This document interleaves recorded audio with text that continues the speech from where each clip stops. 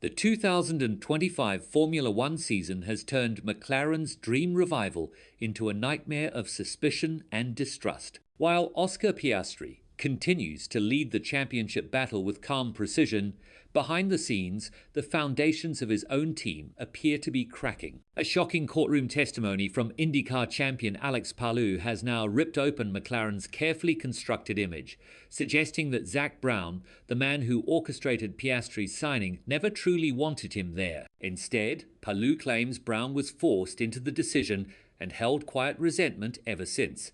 These revelations come at the worst possible time for McLaren. With growing rumours of favoritism towards Lando Norris and whispers of sabotage against Piastri, the team's unity is being tested like never before. And if the latest allegations are true, the story behind McLaren's young prodigy might be far darker than fans ever imagined. Before we dive deeper into this explosive controversy, make sure you're subscribed, because what's happening inside McLaren right now could reshape not just their season, but the entire future of Formula One itself. Let's unpack how this courtroom drama became one of the biggest scandals McLaren has faced in years. It all began when Alex Palou, a four-time IndyCar champion, filed a witness statement in the UK High Court against McLaren, revealing private conversations with Zak Brown that directly involve Oscar Piastri. According to Palou, McLaren had made him believe he was on a clear path to Formula One.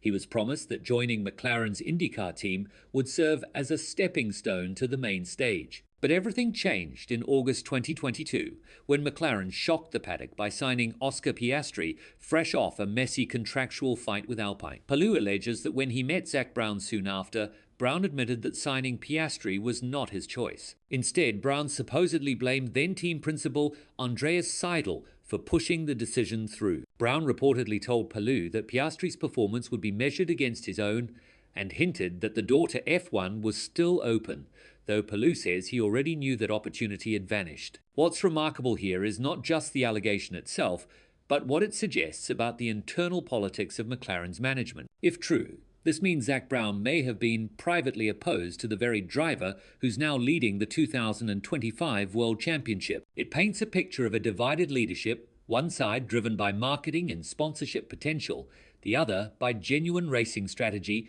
and the tension between those two forces has seemingly been brewing ever since. Fast forward to today, and the signs of dysfunction are everywhere.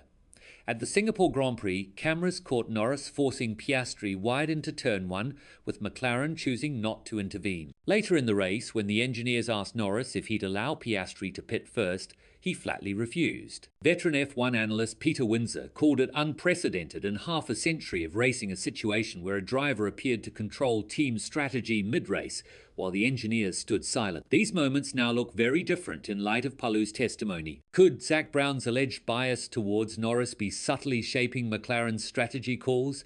Is it possible that McLaren's hierarchy, knowingly or not, is undermining Piastri from within? Let's look at this from a performance and politics perspective. Piastri is currently leading the World Championship by 22 points, yet despite his consistency and composure, he's rarely received the kind of strategic support or vocal backing that other championship leaders get. Compare that to how Mercedes rallied behind Hamilton during their dominance, or how Red Bull built an empire around Verstappen-McLaren's communication feels fractured, almost conflicted. It's important to remember that Zak Brown has built McLaren's modern brand on partnerships, sponsorships, and global visibility.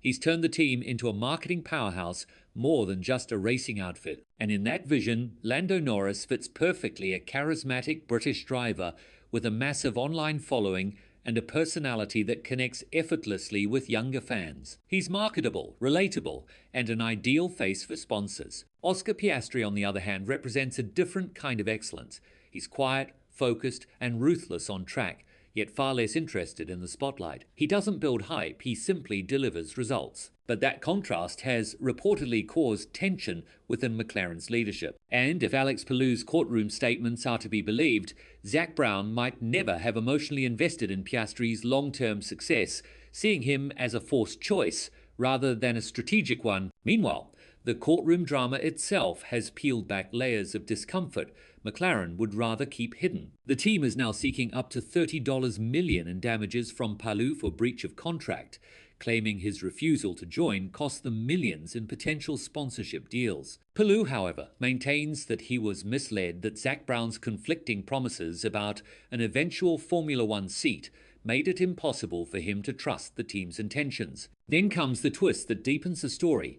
Palou claims he was in direct contact with Red Bull's Helmut Marko during mid-2023, discussing a possible switch to AlphaTauri, now Racing Bulls. That potential deal fell apart as soon as Red Bull discovered the staggering cost of buying out his McLaren contract. The revelation highlights just how tangled McLaren's web of contracts, negotiations, and cross-promises has become. It paints a picture of a team caught in its own complexity, one struggling to balance ambition with honesty. So where does all this leave Oscar Piastri? The Australian's calm and disciplined demeanour may be hiding a growing storm beneath the surface. Sources have already linked him with a possible Ferrari move for 2027, a rumour that, after these revelations, feels far more believable. If McLaren continues to prioritise Norris, or if Piastri senses that his efforts aren't being recognised,